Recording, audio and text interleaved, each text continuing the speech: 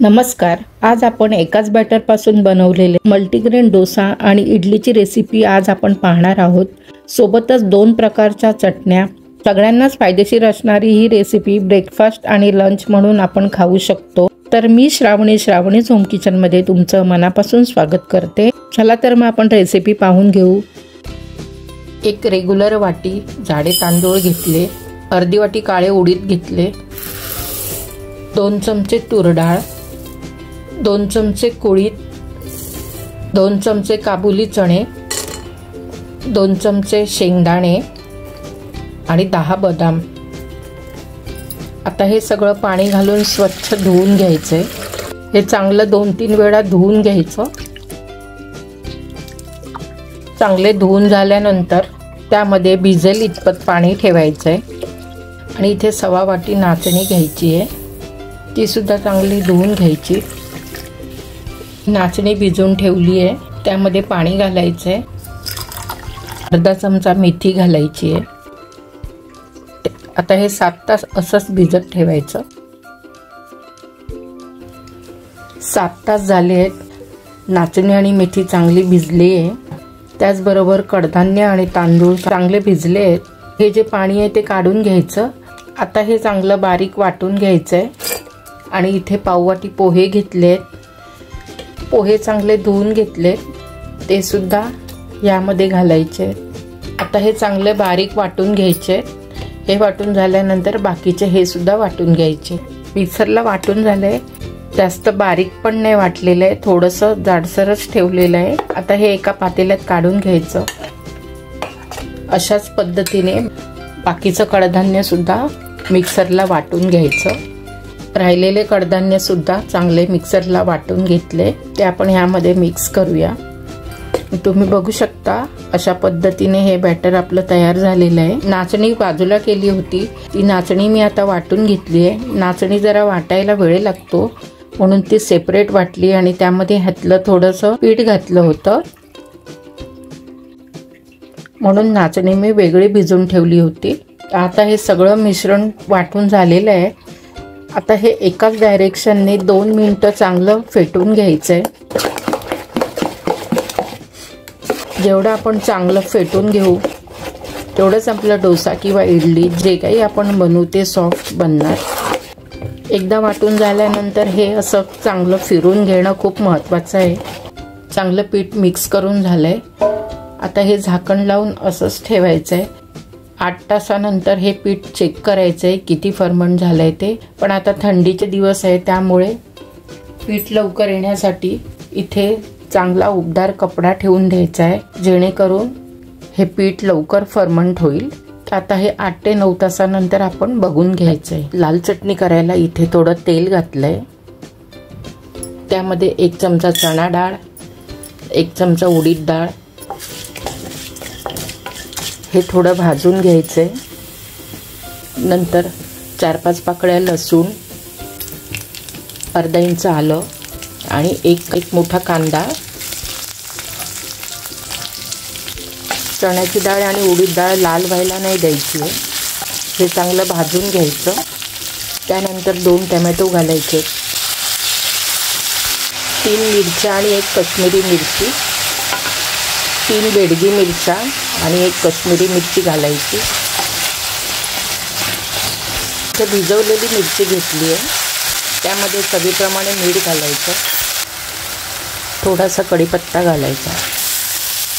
कांदा लसूण मिरची चांगली फ्राय झाली आहे, आता ही काढून घ्यायची। थंड झाल्यावर वाटून घ्यायचं। हिरवी चटणीसाठी इथे खोबरं घेतलंय, 3 चमचे खोबरं घेतलंय, 3 चमचे दलिया, भाजकी डाळ, 2 हिरवी मिरची, 4 ते 5 लसूण पाकळ्या, अर्धा इंच आलं, थोडंसं मीठ घालायचंय आणि 1 चमचा शेंगदाण्याचा कूट घेतलाय। ह्यामध्ये थोडीशी साखर टाकायची आहे। आता ह्यामध्ये थोडं पाणी घालून मिक्सरला वाटून चटणी करून घ्यायची। ह्यामध्ये थोडा कढीपत्ता घालायचा आहे, कढीपत्ता केसांसाठी चांगला असतो। टोमॅटोची चटणी छान तयार झाली आहे, ही काढून घेऊया। लाल टोमॅटोची चटणी तयार आहे। आता पटकन हिरवी चटणी करूया। त्यासाठी हे सगळं साहित्य घ्यायचं आहे, मिक्सरला लावायचं. मिरची आवडीप्रमाणे घ्यायची आहे, कमी तिखट कशी हवी असेल तशी. आता ह्यामध्ये थोडं पाणी घालायचं. हिरव्या मिरचीची चटणीसुद्धा छान तयार झाली, ही काढून घेते. चटणीसाठी राईची फोडणी द्यायची आहे, त्यासाठी इथे तेल घातलं आहे. तेल चांगलं तापू द्यायचं आहे.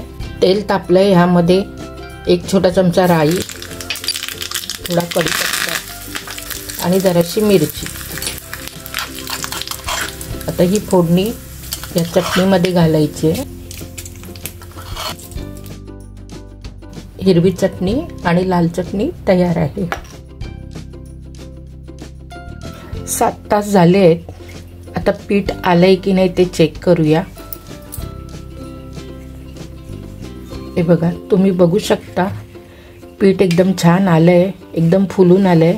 थंडीचे दिवस असून सुद्धा पीठ एकदम मस्त आलंय. आता यामध्ये चवीप्रमाणे मीठ घालायचंय. 1 छोटा चमचा मीठ घातलंय. पीठ चांगलं मिक्स करून घ्यायचंय. आता ह्या पिठाचं तुम्ही कुठल्याही प्रकारचा डोसा किंवा इडली बनवू शकता आणि हे पीठ 4-5 दिवस असंच फ्रीजमध्ये राहू शकतं. तर आता इथे आपण डोसे बनवून घेऊया. तर इथे मी थोड्याशा इडल्यासुद्धा करून घेते. इथे मी एक कपडा ठेवलाय. कपडा थोडासा ओलसर केलाय, त्यामध्ये बॅटर घातलं. ह्याच पिठाच्या मी आता ह्या थोड्या इडल्या करून घेते. इथे बिड्याचा तवा गरम केलाय, त्यावर मिठाचं पाणी शिंपडायचं आहे. त्यानंतर कपड्याने पुसून घ्यायचं. तर बॅटर घालून असा डोसा गोल राऊंड करून घ्यायचा. आता गॅस बारीक करायचा. त्यावर आपल्या आवडीप्रमाणे भाज्या घालायच्या किंवा नुसता प्लेन डोसा केला तरी सुद्धा चालेल. इथे सिमला मिरची घालते, कोथिंबीर घालायची आहे. चिली फ्लेक्स आणि कोथिंबीर घातली. आता वर बटर किंवा तेल घालायचं आहे.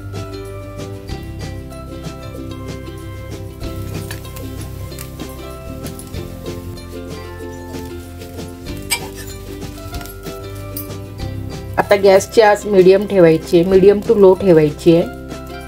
त्यावर ही जी आपण चटणी लाल चटणी बनवली आहे ती लावायची आहे. जसं आपल्याला पाहिजे तसं करायचं. ही लाल चटणीला न लावता त्यावर भाज्या लावल्या तरी सुद्धा चालेल, आपल्या आवडीप्रमाणे आहे. लहान मुलं कडधान्य वगैरे खायला बघत नाही, मग थंडीमध्ये असं सगळं कडधान्य मिक्स करून मल्टीग्रेन डोसा बनवायचा. लहानांपासून मोठ्यांपर्यंत सगळेच खातील.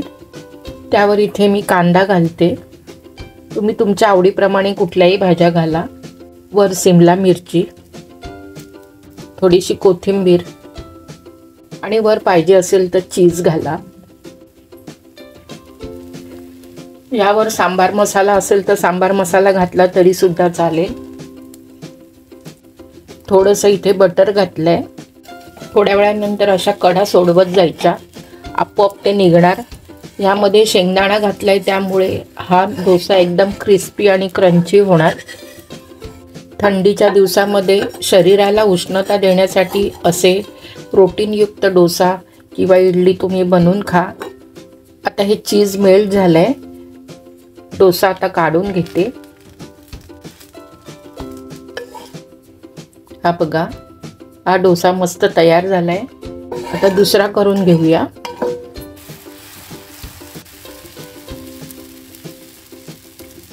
तेल लावून घेतलं, थोडीशी चटणी लावायची आणि फक्त चीज लावून घ्यायचं. जसं आपल्याला पाहिजे तसं करून घ्यायचंय.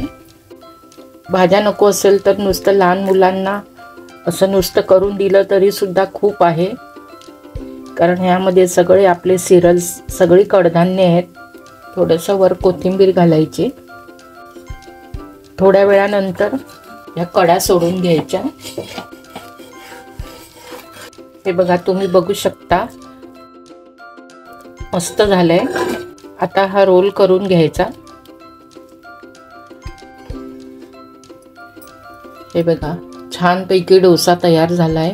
आता सर्व करून घेऊया। एकाच मिश्रणापासून इडल्या झाल्या, वेगवेगळ्या प्रकारचे डोसे झाले, टेस्टी हिरवी चटणी, सॉफ्ट इडली, लाल चटणी तयार आहे। मस्त अशी डोसा इडलीची थाळी तुम्ही बघू शकता। मिश्र धान्याचा क्रिस्पी डोसा एकदम क्रिस्पी झाला आहे। ह्यात फक्त सिमला मिरची आणि कांदा घातला होता। डोसा एकदम कुरकुरीत झाला आहे। इडली सुद्धा काही इनो सोडा वगैरे न घालता सुद्धा सॉफ्ट झाली आहे। ही तुम्ही कुठल्याही चटणी सोबत खा आणि मुलांना अशी डिश बनवून द्या। हा डोसा दुपारचा खाल्ला तरी तो हेवी जेवणच होईल। कुणी घरी आजारी असेल तर जेवणाऐवजी असा डोसा दिला तरी तो पूरक आहारच होईल। व्हिडिओ आवडला तर लाईक, शेअर, सबस्क्राईब करा, बेल आयकन क्लिक करा। माझी रेसिपी बघितल्याबद्दल धन्यवाद।